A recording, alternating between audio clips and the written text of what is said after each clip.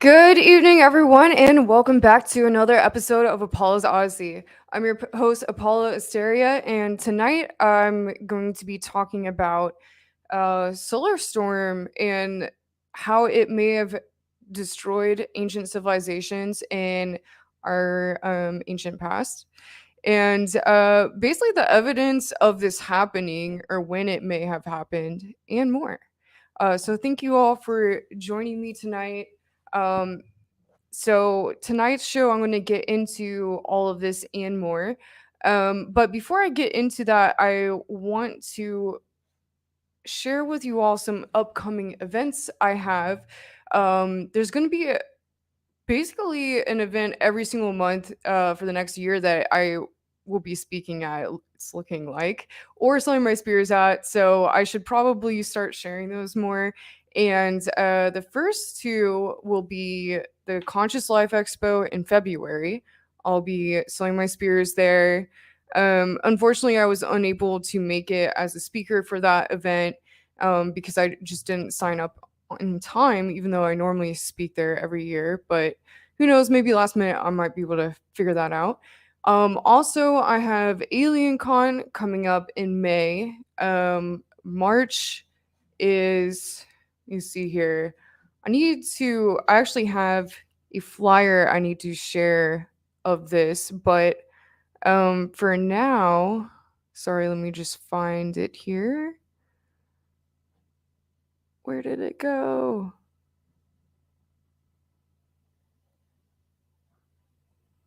Okay, I think I might have deleted it, but my next event is the Living Truth Summit. Unfortunately, it looks like I deleted it from the top here. Oh no, never mind. Sorry about that. Here it is. It's on awakewithinthedreamproductions.com, and I will be speaking at the Living Truth Summit number 2, March 24th to 27th in Mount Shasta. So that's going to be a pretty awesome event, and I am excited to be there. I think Brad Olson, Samuel Kaiwatz, who else? I think a lot of people I know are going to be there. So I'm going to go ahead and download the flyers. That way I can show you all who exactly is going to be speaking there in my next show.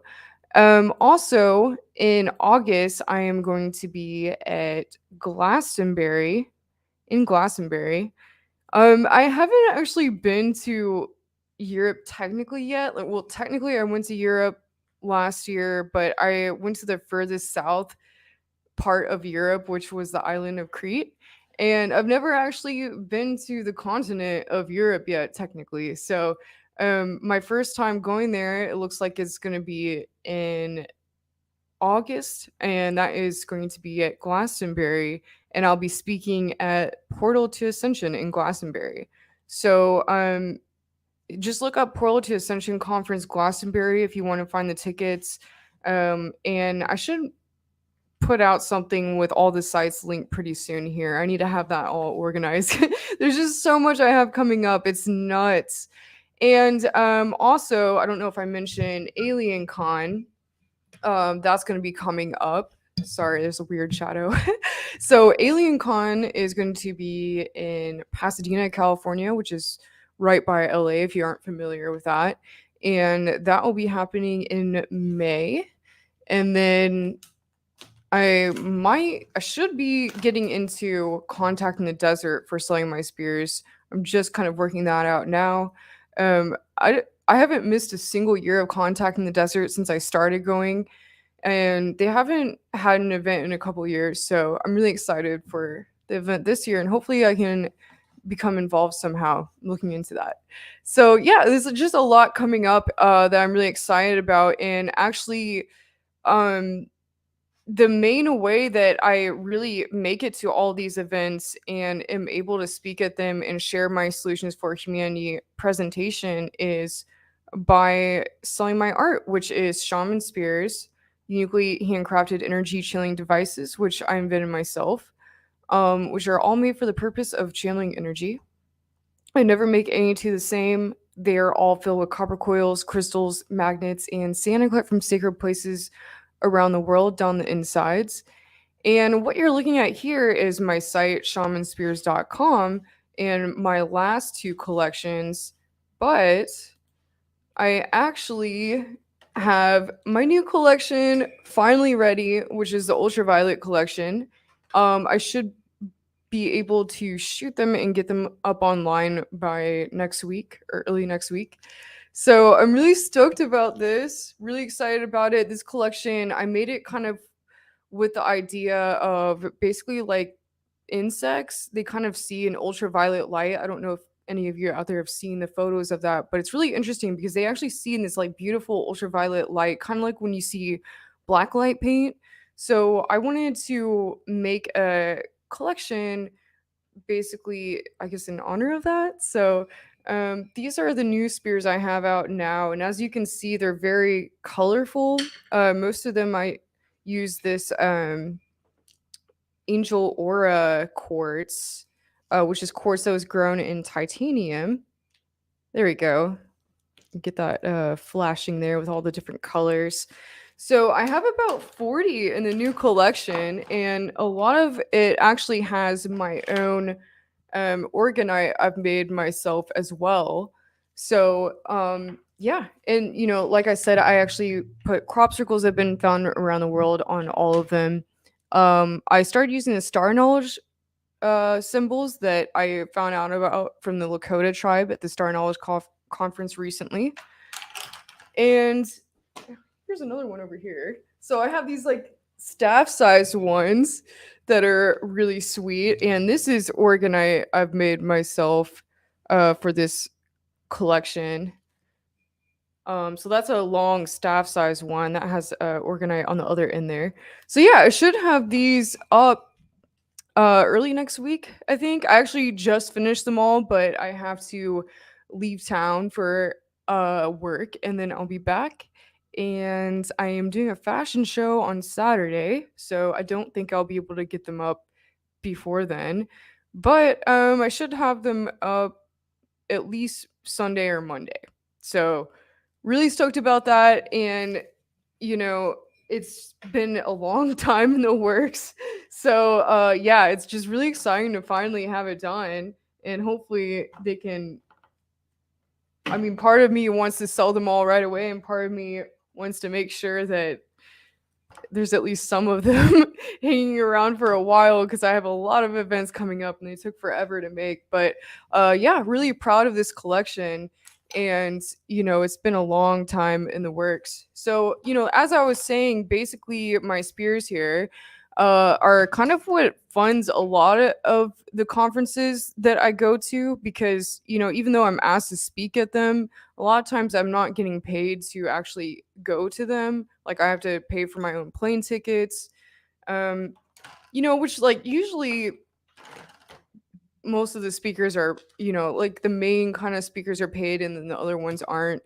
I don't know when that will change for me because I probably need my tickets paid for more than the main speakers, but I guess what is it they say, pay to play. So if you want to help me out and help me get to my events, because I have a lot of plane tickets to pay for to make it out to these events to share my presentation, please just go to shamanspears.com and order some of my spears. And yeah, so there's just a lot I have to get together with all that to make it out to everything I'm doing this year. but I'm really excited about the year ahead. It's going to be really interesting. I'm also working on my book, my Solutions for Humanity book, because I've been doing the presentation, but I haven't been able to get it into like, material to share with people since I started it. And, it's been like basically work that I've been kind of working through and evolving for the past, I think, like 7 years, maybe six, no, probably 6 or 5 years, I think is the amount of time I've been giving my presentation. So, the work that I've been doing on that has really evolved over the years, and it's basically at the point where I'm ready to put a book out with it. So I'm hoping that, having a book out will be able to get me into more conferences and, get paid to make it my full-time job. So I'm not, stressing in between conferences, trying to get things together. So, yeah, trying to level up this year. I'm really excited about it. So besides all of that, getting started with tonight's show, it's good to see everyone in the chat. Amanda, darling, she's doing amazing things out there in Crete, my time traveling DJ homie. Make sure you check her out on YouTube. Uh, my homie DJ Sean Thomas, Tim Freestone, he's always here. Good to see everyone tonight. So, tonight's show, my main kind of thing with being in the UFO community is really the ancient history, ancient civilizations side of everything, because I just really have always been fascinated by what happened in our ancient past, and I feel like we're not being told the true story, or that we are unaware of what really happened in ancient times.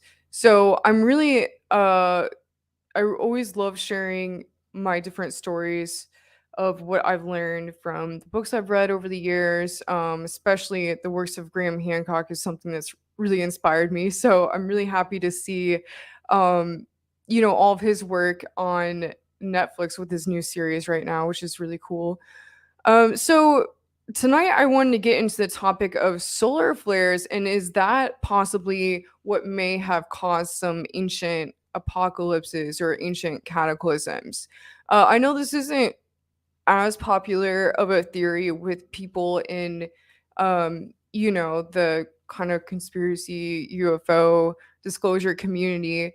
Most people like to say, like, a lot of the evidence I'm going to share tonight, a lot of people would say like, oh, that was actually something from an ancient like nuclear war that happened, or Tiamat exploding or something like that. But I just want to get into the possibility of what if this happens. I'm not saying that all these things didn't happen, but tonight I want to get into what may have, what evidence we have that may have shown that this did happen in ancient times. I know there's a meme that's like really popular that a lot of people like to pull up. I should have pulled it up for the show. I forgot to do that. But basically, this meme, it shows uh, humanity evolving, and then they start worshiping AI, like this AI god, and then the sun, there's a solar flare from the sun, and then all of a sudden like all technology is wiped out and they start over again and they become like sun worshippers. And I think that's hilarious because it probably did happen before. It may have happened before. Who knows? So that's something I want to get into tonight. And I mean, really, where to start with all this, because there's so much to get into. Oh, and thank you, Tim Freestone, for the super chat. Really appreciate that. Um, and Tim says, like the way you cover the places you go and the way you tell the story. I really appreciate that. Actually, last year I filmed, or the last couple years, I actually have filmed a lot of footage of different places I've been, and I haven't really released it yet. I think I filmed a whole adventure going up to, was it Yellowstone, not Yellowstone, Yosemite, and then another adventure, some adventures in Thailand that I haven't released yet. So I'm just like not super into editing. I really need to like pay someone to do this for me. So hopefully I can do that at some point, because I'm just doing so much all the time. But yeah, I'm excited for the adventures ahead. I know a lot of people like to follow me on social media to see like the adventures I'm doing. I really enjoy doing that. I like to inspire people with the adventures I go on because a lot of times the I learn so much from these journeys and it adds to the work I'm doing. And yeah, it's pretty fun. So I guess I got a little off topic there, but yeah, so like where to start with solar flares happening in ancient times. Let me see what I have pulled up here to start out with. And really, I have so much to get into with this tonight. I'm really excited about it. Okay. I'm going to start with this article by Gaia, and then I'll go more into some scientific articles. So Gaia, this was from December 2019. Ancient solar storm takes back storm backs theory of lost civilizations cataclysm. Scientists studying the ice core samples in Greenland found evidence of a massive solar storm stronger than any recorded in modern history, including the devastating coronal mass ejection of 1859, known as the Carrington event. And I'm going to get more into this. This is kind of going to sum up what I'm going to be getting into in tonight's show. The discovery implies that these types of severe solar events occur more frequently than previously believed and may support Dr. Robert Schoch's theory of a solar induced extinction event that wiped out several advanced ancient civilizations. Researchers have made some fascinating breakthroughs studying Greenland's ice sheet lately, including the discovery of two massive 12,000-year-old asteroid impact craters, which researchers like Graham Hancock point to as catalysts for the Younger Dryas period, an anachronistic ice age caused by dust and sediment thrown into the atmosphere, which blocked out the sun.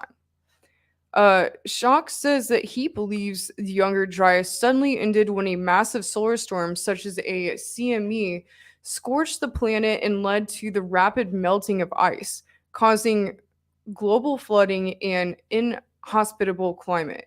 And I'm just going to pause from reading there to say that, that's what Robert Schoch says. And, he believes in this event that caused the Younger Dryas to be a solar flare, which is what I'm talking about tonight.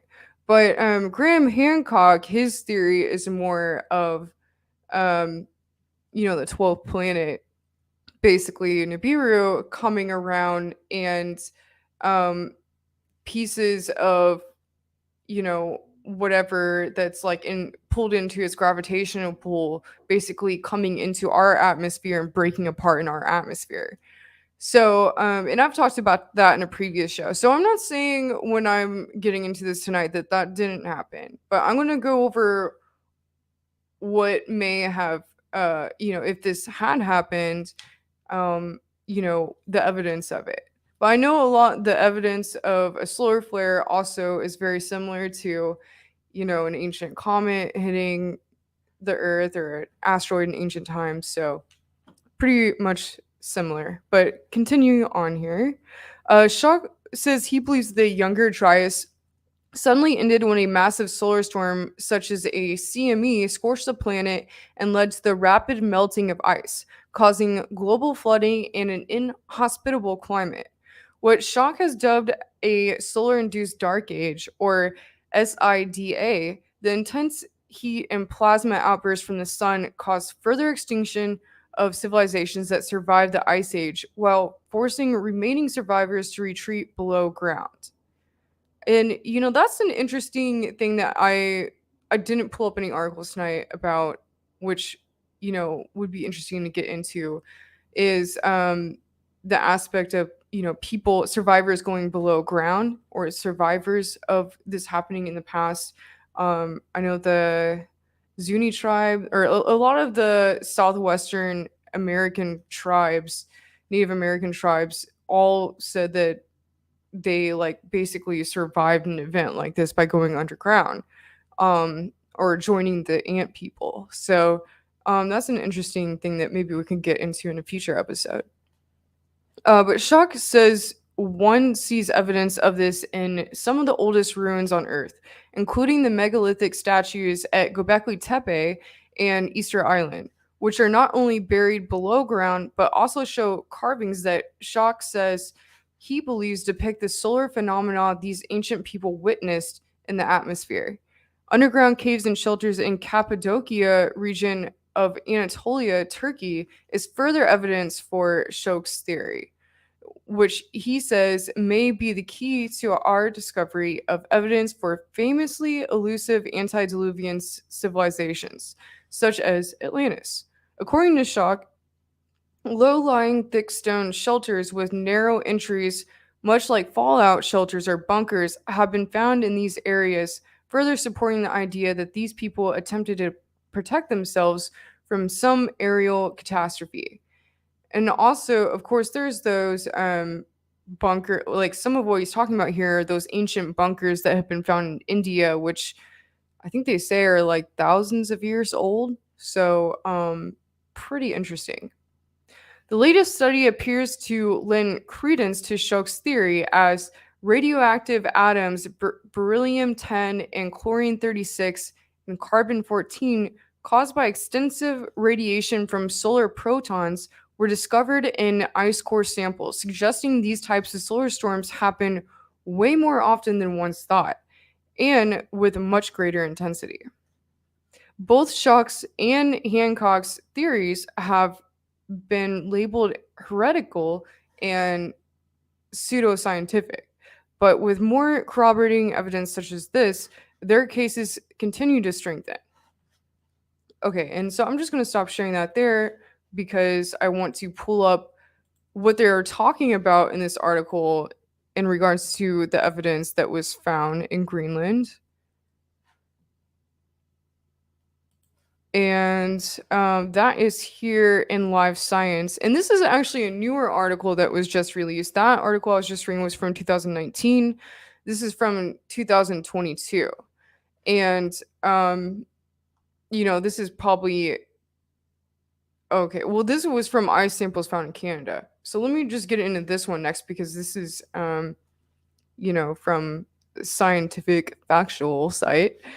So ice samples reveal a massive sunstorm hit Earth in ancient times, and it could happen again. Like I said, this is from Live Science, and this was put out September 15th, 2022. A gigantic solar storm hit Earth about 2,600 years ago, one about 10 times stronger than any solar storm recorded in the modern day, a new study finds. These findings suggest that such explosions recur regularly in Earth's history and could wreak havoc if they were hit now, given how dependent the world has become on electricity. The sun can bombard Earth with explosions of highly energetic particles known as solar proton events. These proton storms can endanger people and electronics both in space and in the air.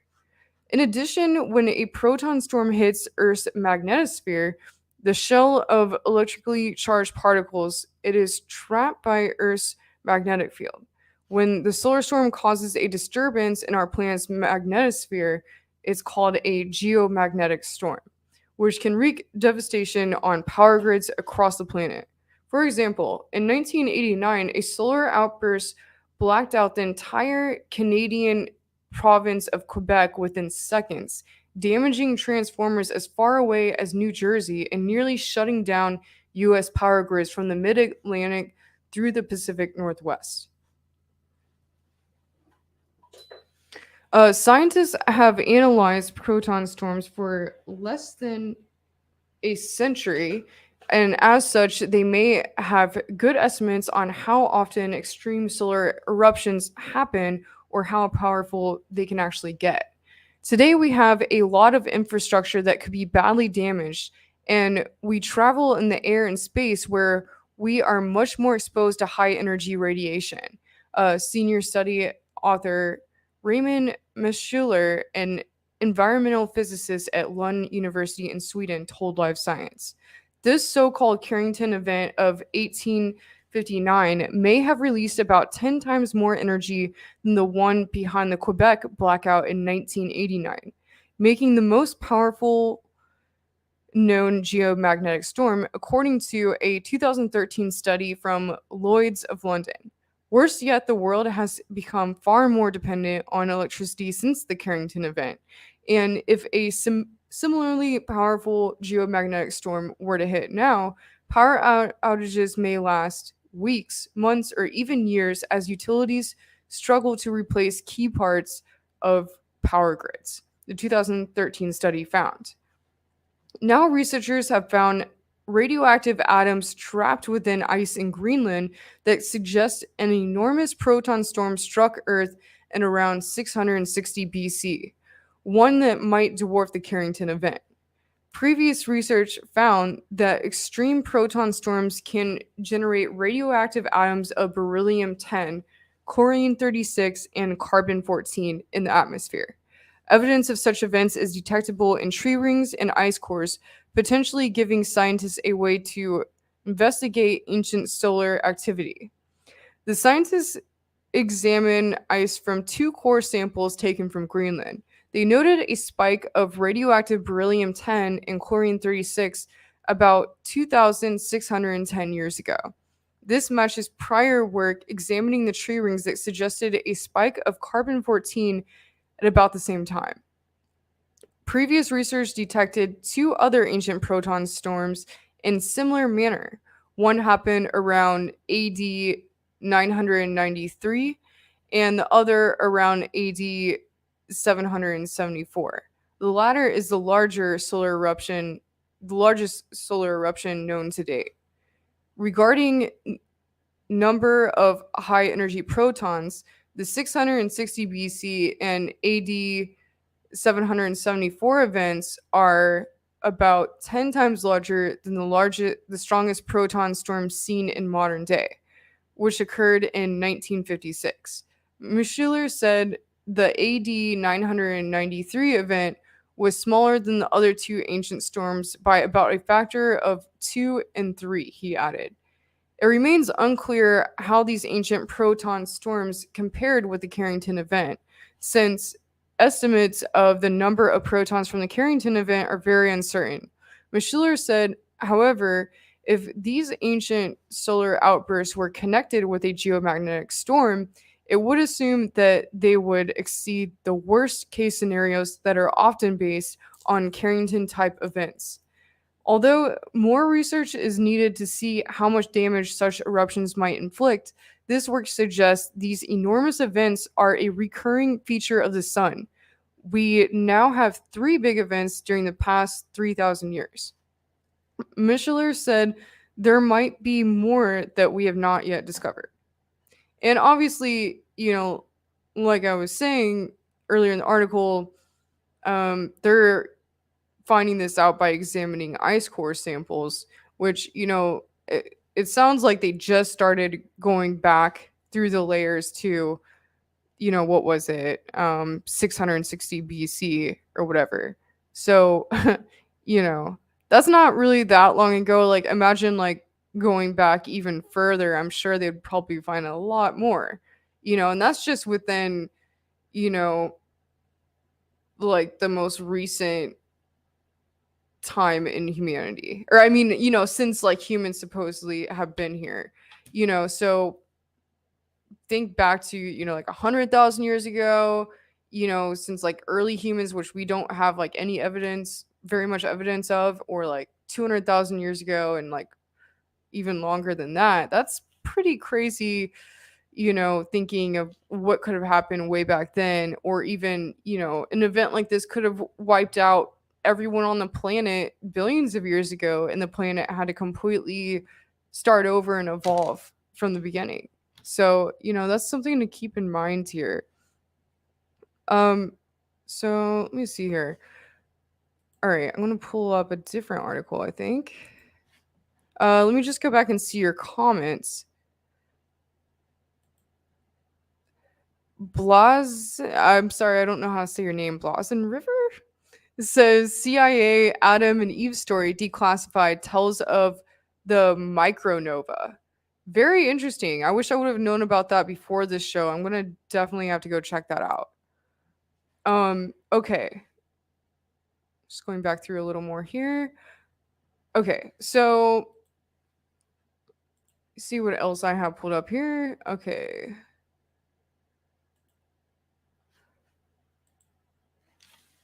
So Newsweek here says huge solar storms 2,700 years ago documented in ancient Assyrian cuneiform tablets. Evidence of unusual solar storm activity that potentially represents three huge solar storms has been discovered in ancient Assyrian cuneiform tablets. The magnetic storms documented in astrological reports correspond to tree ring data indicating events took place around 660 BC. This potentially helps scientists to predict future magnetic storms from our sun, events that have the potential to cause major disruption to the technology systems on Earth we currently rely on. Astronomers started observing sunspots with telescopes around 1610. These are dark patches that appear on the sun's surface and are associated with solar flares, sudden explosions that send a huge amount of radiation out into space. If solar flares and coronal mass ejections are directed towards Earth, this radiation can result in geomagnetic storms. This is where the particles from the sun interact with Earth's atmosphere, interfacing with communication systems, satellites, and power grids. These space weather events constitute a significant threat to modern civilization because of the increasing dependency on the electrical structure, as I was just saying. Um, so this is kind of covering what we already talked about, but moving on to the part about the Assyrians. So the Babylonians and Syrians had started astrological observations at the latest in 8th century BC.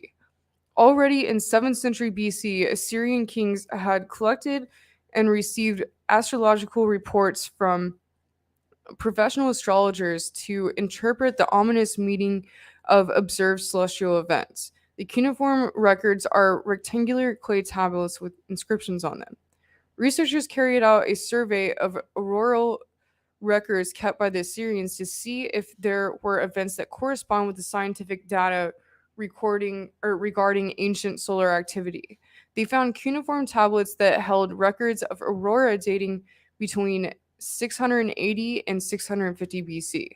These tablets describe unusual red skies, with one mentioning a red cloud and another saying that red covers the sky. The team believes these descriptions were likely the result of stable aurora red arcs, where magnetic fields excite electrons in atmospheric oxygen atoms to emit light. The researchers also point out that Earth's magnetic North Pole could have been closer to the Middle East than it is today, meaning events associated with solar activity would have been observed further south. The team say they believe these tablets to be the earliest datable records of candidate aurorae that support the idea that there was increased solar activity at the time. Reconstructing activity on the sun thousands of years ago may help scientists to predict future events. And so, this is just going on here, but so basically there's multiple articles out here backing up that this did happen in ancient times, at these specific dates, which I think is really fascinating, because like basically they're saying, so what would happen if an event like this took place? Sometimes this could be so bad that, people wouldn't survive on the surface unless they were, behind hidden under stone or behind stone. So before pulling up another article here, I guess I'm just gonna say, like, what first got me into looking into this was at a conference I went to, I think in 2017 or 2016. I think it was Sean David Morton was talking about how this had happened in the past, and that basically there was what they called a Z-pinch solar flare, which when this happened, it actually killed off, like, I believe it was like 70% people on the planet, and this is something that they don't straight out say and like research if you try to Google it and pull up an article, because they don't want to freak people out. But apparently everyone on the planet now right now is descended from the survivors of that when that happened.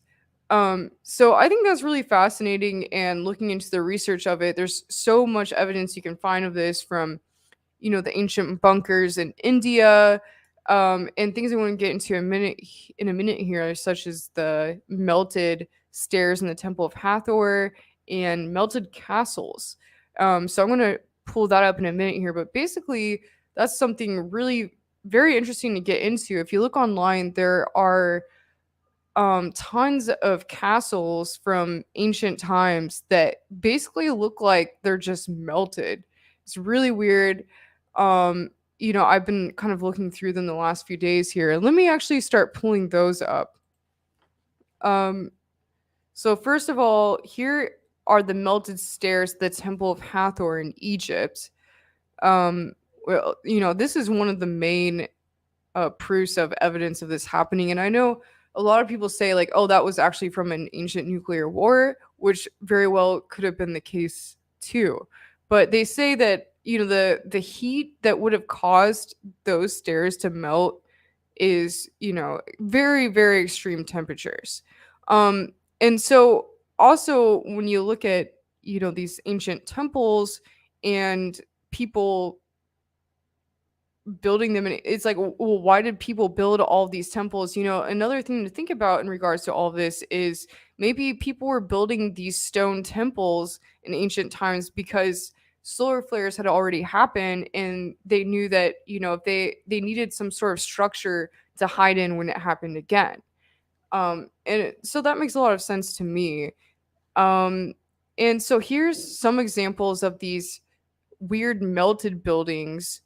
They're all over the world, and people kind of like lived in these kind of buildings that are like, so some people online think that, basically these were caves, that were just made into these mountains, but other people think that they were actually ancient structures that melted when the solar storm happened. So I'm going to pull that up now so that you guys can see what I'm talking about here. So this is just, a thread on Pinterest of this, but a lot of people are looking at some of these structures and saying like, hey, this was actually destroyed in an ancient cataclysm, and it could have very well have been, melted by a solar storm. So I'm just going to kind of pull up different ones here and see what you guys think of this.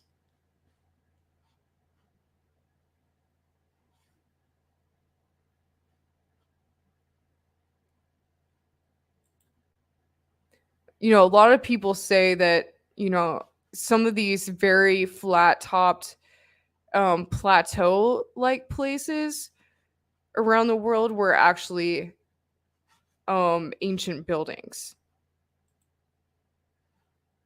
So people say that this is an ancient building here. That's definitely looks like an enormous ancient building. It's like, has anyone actually like looked into that? Like looked inside it, tried to find if there was anything inside it. So hold on, go back here.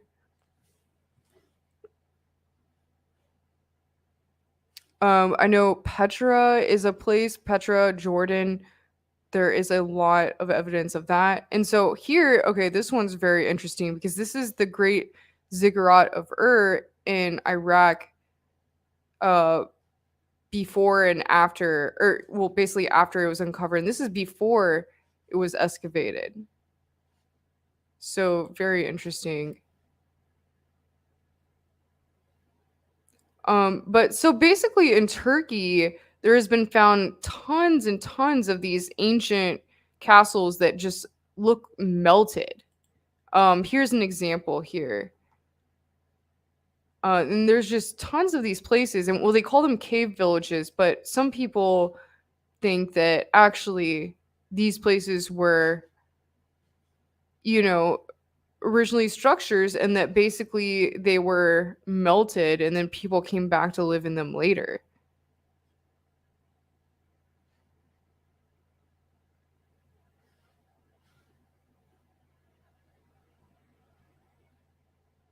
So I'm just kind of going through here so that you guys can see what I'm talking about. Here's more evidence of ancient, like melted stairs.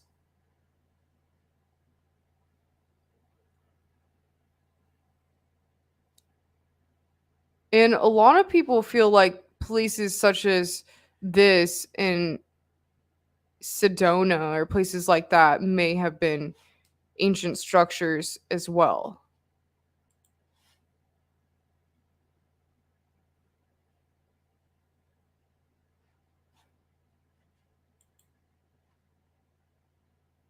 And you can see, like, if you look through ancient buildings online, ancient ruins, you find like a lot of these kind of places where it shows almost like an entrance on the side of a mountain. And, so a lot of people are basically saying that they think that maybe at one time this whole like mountain was at one time a building and that it was melted later. So, something really interesting to keep in mind with all of this.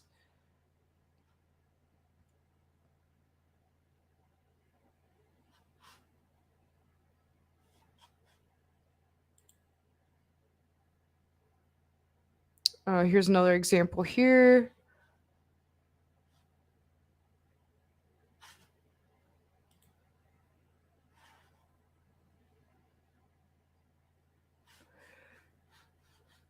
Okay. So yeah, so basically I just find this like extremely fascinating because if you look through these structures and you think about when this could have happened, a lot of these structures were from that era. And it's interesting to think that, you know, there aren't many structures that have really survived from very ancient times. And people just think, like, oh, well, people weren't advanced back in those times when, maybe a lot of these structures were like melted or burned or, like if this could something could melt rock, melt stone, like the stairs of the Temple of Hathor. If these could be melted by the sun, then what else could have been melted all around the planet? Obviously, anything that was wooden, anything that was maybe metal, um, anything that was even stone. So maybe like I'm sure a lot of stone things would survive more than other places. But yeah, so very interesting. Oh, and I think the most interesting place with this would be the Midas Castle, as they call it, which is the mysterious Midas city. Oh, sorry. And so this has like another door, like what I was talking about earlier. As you can see, there's a lot of these places where it looks like they have these ancient doors, and then the rest of the building is melted. So that's something you can research on your own time, and I just find this really fascinating to look at. But so here's a little article from Ancient Origins. I love this site; it's probably my favorite. But the mysterious Midas city, 2,800-year-old city with monumental facades and strange inscriptions. A being named Midas has been immortalized in Yazikaya, Turkey. Many people think that the famous inscription dedicated to this person referred to the king remembered from his golden touch, but that's just because the deity associated with the Midas monument is usually known by another name. So who was Midas? Uh, so the Phrygian Kaya is a village. Sorry, sorry, is a village located in this northwestern Turkish province of Eskehir. Sorry, I don't know if I'm pronouncing that right. This village is notable for the archaeological remains from the Phrygian period. A in particular a rock inscription mentioning a Midas. Thus, these archaeological remains are sometimes referred to as the Midas Monument or the Midas Kinti, which translates as the city of Midas, and were even once considered to be the tomb of the legendary King Midas. The literal translation is inscribed rock, which is a reference to its famous rock inscription. According to the archaeological evidence, this site was first settled around the 8th century BC by a group of people known as the Phrygians. According to the Greek historian Herodotus, the Phrygians were not the natives of Anatolia, but were the Thracian Brygians who had crossed the Hellespont to settle in Anatolia. Herodotus' claim has been confirmed by historians today who have established that the Phrygian language is related to those from the southern Balkan Peninsula. The Phrygians established the capital of Gordian, on the other hand, became an important religious center. The interpretation of the city is supported by the presence of a large amount of monumental structures. Best known of these monuments is the so-called Midas Monument, which acquired its name as a result of the presence of the word inscription located on the upper left-hand side of the facade. Most people would be familiar with King Midas from as the most famous ruler of Phrygia, due to the story known as Midas touch. In this well-known myth, the king was given the power to turn anything he touched into gold. And so just moving on here, but this is basically what the backside of this temple looks like. And that's around it. So basically all these places in Turkey kind of look like this. They look like these like ancient, like melted kind of cities. And people are wondering, were these cities melted with some sort of like ancient technology, or was it something else? So that's why I'm sharing this here, because I think it's really interesting that all these places in Turkey look like this, because in Turkey, that's one of the most ancient settlements, was in that kind of region. The Sumerians were around there. A lot of the most ancient civilizations that we have records of were in that area. So to me, I think it's very interesting that these kind of melted castles would be in Turkey, because that was a region that early humanity was at. So very interesting. Oh, someone's saying no pictures were being shown. Oh my gosh. Did I not share those pictures earlier? I'm sorry about that. Let me see here. I guess I wasn't sharing these pictures earlier, so just going back through here to share what these looks like. I'm not sure if this is what you were talking about, but yeah, just going back through here. Some of these melted buildings, some more examples of that. Melted stairs.